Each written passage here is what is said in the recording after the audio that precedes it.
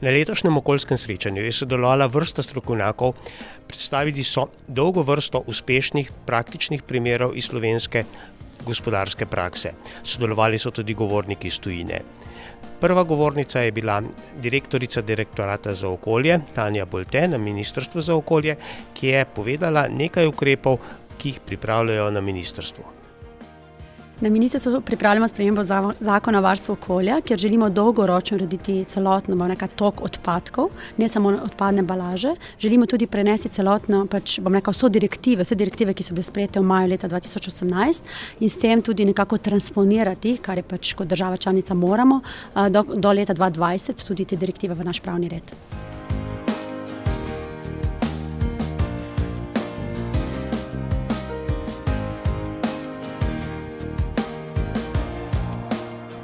Iz leta v leto ugotavljamo, da so projekti, ki so prijavljeni na okoljskem srečanju, vedno bolj kompleksni, vedno bolj zahtevni, tudi napredni.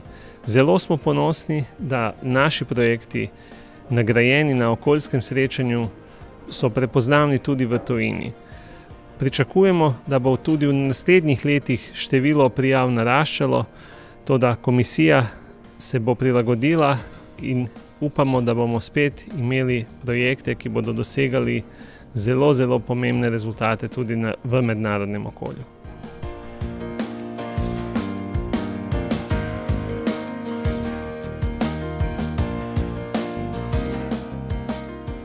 Nagrada, ki smo jo prejeli, za nas pomeni velik spodbudo tudi za naprej.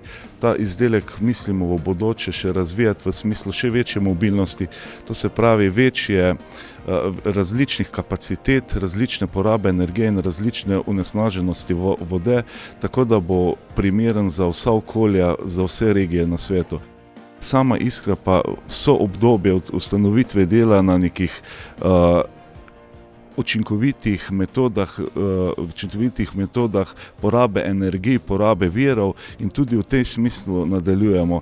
Na samom tem okoljevarstvenem pa razvijamo tudi en izdelek, ki bo preprečeval onesnaženje voda z mikroplastikami. To pa upamo, da bomo lahko prijavljali v naslednjem obdobju.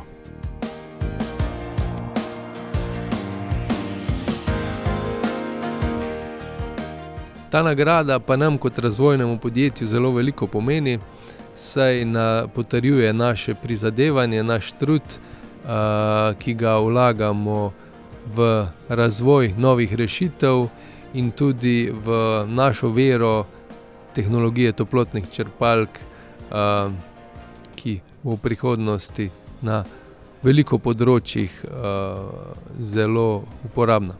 V Kronotermu smo zelo razvojno naravnani, že od same ustanovitve naprej in ta naša nova rešitev, hibridna toplotna črpalka Kronoterm Multi S, ki omogoča modularno sestavo rešitve oziroma sistema in pri tem uporabe različnih toplotnih virov, omogoča, da rešitev prilagodimo uporabniku z najboljšim izkoristkom.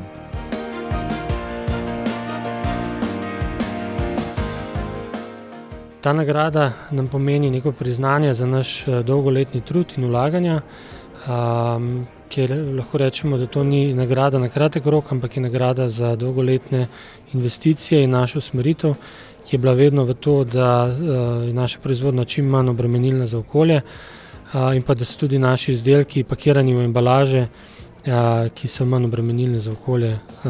In v tej smeri nameravamo nadaljevati tudi naprej. Tako z investicijami kot z razvojem, kar se tiče embalaže in pa tudi samih izdelkov.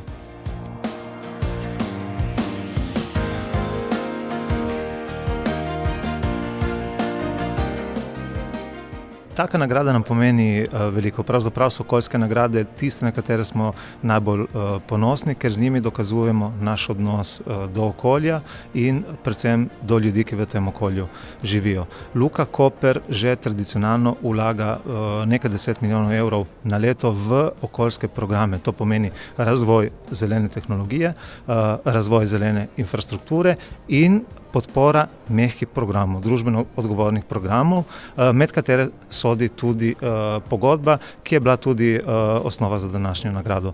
V prihodnosti načrtujemo še tovrstnih dejavnosti, pravzaprav bi mogel reči, da je sestavni del konstantnega strateškega razvoja zelena politika. V naši družbi imamo zeleno noto vgrajeno v vseh poslovnih procesih in v vseh procesih bodočega razvoja, tudi 5, 10 ali pa dolgoročnega razvoja.